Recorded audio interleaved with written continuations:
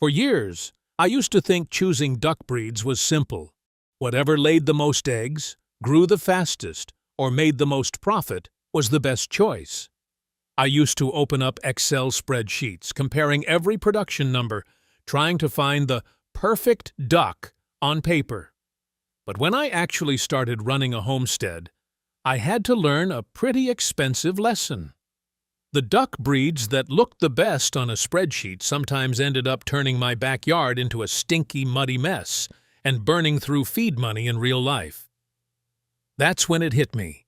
I was choosing animals like I was buying industrial machines, while my homestead was never a factory in the first place.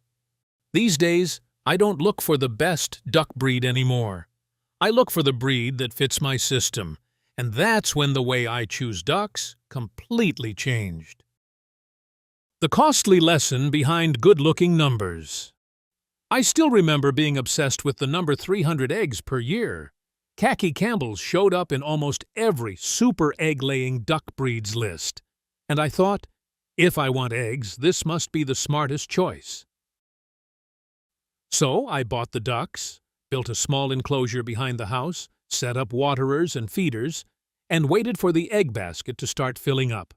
On paper, everything made perfect sense. In real life, everything started falling apart almost immediately. After a short time, that originally dry enclosure turned into a wet, muddy, smelly patch of land. The waterer got dirty right after I changed it. Feed ran out faster than I expected, and the egg numbers were nothing like what I had imagined from the breed comparison charts. Every morning I stepped out feeling like I wasn't harvesting results. I was dealing with a new problem. Add water, add feed. Clean the mud, clean the manure, try to keep the smell under control. And the next day, it was almost exactly the same all over again. What frustrated me most wasn't that the breed was bad.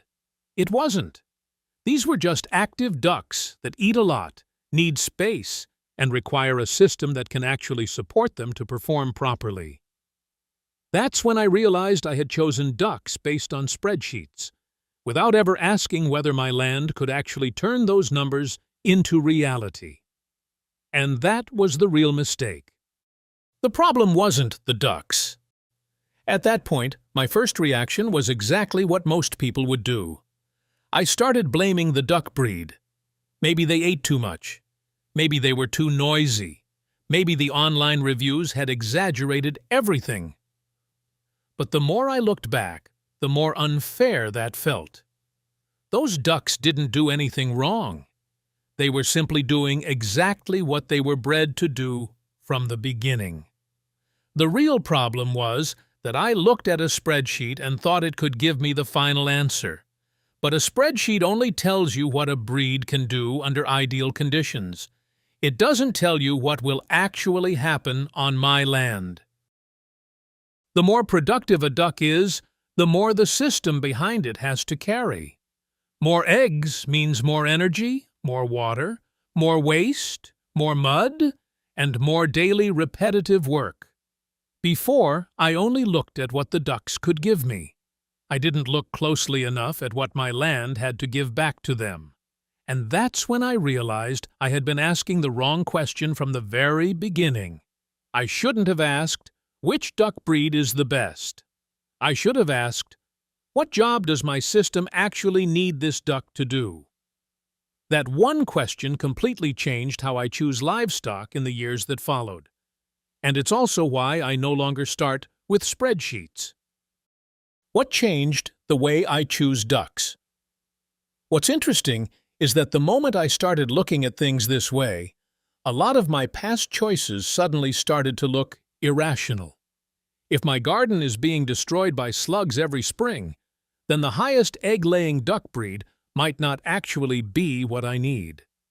In that situation, a fast-moving duck that actively hunts pests and doesn't tear up the mulch layer could be far more valuable. But in the same garden, if my problem isn't pests, but instead a lack of steady eggs for the family, then the choice shifts again. When the job changes, the right duck breed changes with it. Then I started noticing this pattern everywhere. One person needs a duck that can brood its own eggs. Another needs a quiet duck, because the neighbor's house is only a few dozen feet away.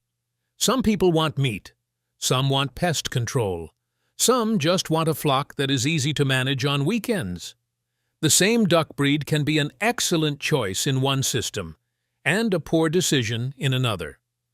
Not because the duck itself changes, but because the job we assign to it has changed. That's when I stopped trying to find the best duck breed. Instead, I started using a very simple filter to match the right duck to the right job.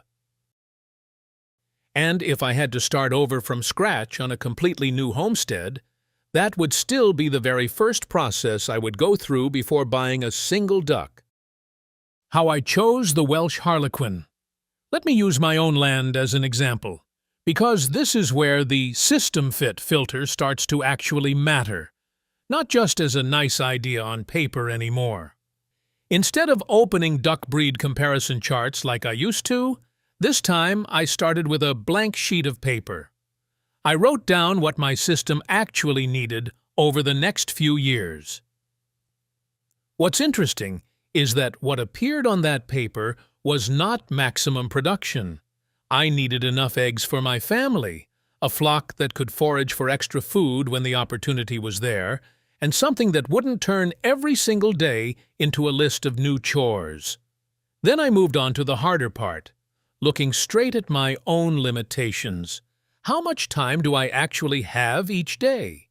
How much money am I willing to spend on feed? And how much effort do I realistically want to put into managing a duck flock?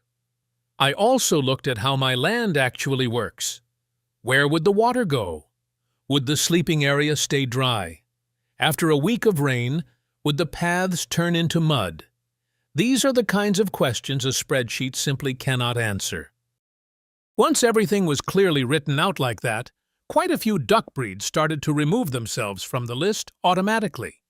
Not because they were bad breeds, simply because they didn't match what I had just written down. That's when I realized something important. Before, I always tried to find the best duck breed first, and then force the system to adapt to it. Now, I do the opposite. I look at the system first, and only then choose a duck breed that fits it. By that point, my list wasn't very long anymore. Some breeds were eliminated because they focused too heavily on production. Others didn't match the way I wanted to run my homestead. And the Welsh Harlequin was one of the few names that remained. The more I learned, the more I realized they actually matched the criteria I had set from the beginning. They don't require an extreme system to perform well, which is something I value a lot. What I like most is that the Welsh Harlequin doesn't force me to make too many trade-offs.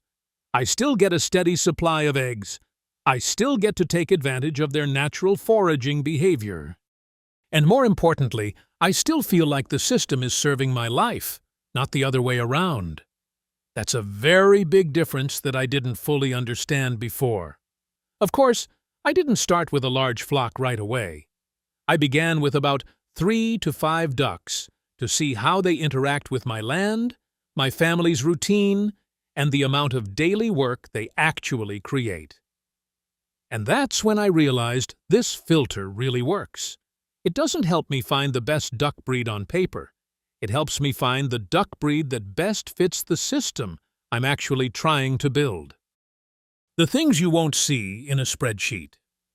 What's interesting is that after choosing what seemed like a suitable duck breed, I started discovering another layer of problems. There are many things that affect the experience of raising ducks that you will never see in any spreadsheet. For example, noise. A duck breed can lay very well, forage very well, and look perfectly fine on paper. But if your land has neighbors right next to you, that experience becomes completely different from someone living on a few acres of open land. Then there's temperament. Some duck breeds are very active, constantly moving and foraging from morning to night. In some systems, that's a big advantage. But in a small homestead, I sometimes need a calmer and easier-to-manage flock. And this is very hard to predict before you actually raise them. A duck breed can feel easy and manageable for one person, but for someone else, it can feel too noisy, too demanding, or simply not aligned with their daily rhythm. Another thing I've learned is that the system never stays still. A duck breed might work very well in spring when grass is growing fast and the weather is mild. But in dry summer heat or during long rainy weeks, the pressure from water, mud, and daily management can change completely. That's why I started trusting questions like, which breed is the best? Less and less. Because so many factors that determine long-term satisfaction don't show up in data. Not egg numbers, not growth rate, and not even farmers' market prices. In the end, what keeps me with a duck breed for years is rarely the biggest number on paper. It's the feeling that they still fit when real-world conditions start changing. For me, that's where the Welsh Harlequin started to matter much more. They don't make me feel like I'm constantly chasing the system. They give me a sense of balance. Enough eggs, enough independence, enough calmness, and enough manageability to live with long-term. And honestly, that's something a spreadsheet can't score. It can compare production, weight, or growth rate, but it can't measure how well a duck breed fits into the real rhythm of a land and the person taking care of it. What I do after choosing a duck breed. Choosing the right duck breed is not the end point. In reality, it's only the beginning, because a good duck breed doesn't automatically create a good system. The first thing I do is set up a few very simple checkpoints. Is the sleeping area still dry? Is the water getting dirty too quickly? Which areas are starting to get trampled? And is feed consumption higher than I originally expected? In the first few weeks, I don't focus too much on egg production. I pay more attention to the small signals that show the system is under stress before those problems become bigger. If one area starts getting too muddy, I adjust how that space is used. If the water keeps getting dirty too quickly, I change the location of the water source or the way water is supplied. I also track how much feed the ducks are actually consuming. Because online numbers are useful, but real-world feed consumption depends on the season, available grass, insects, and how your land actually functions.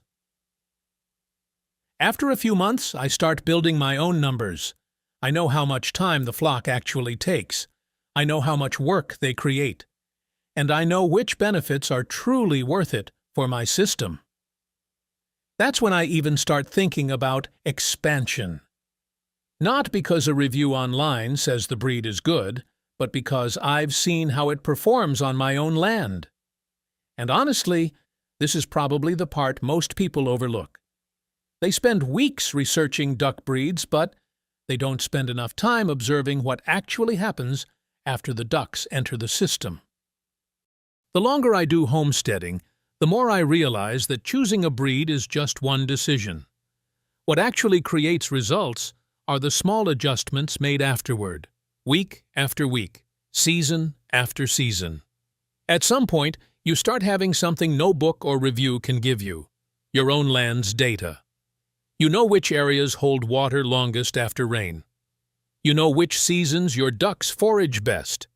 And you know exactly what limits your system can handle before problems start to appear.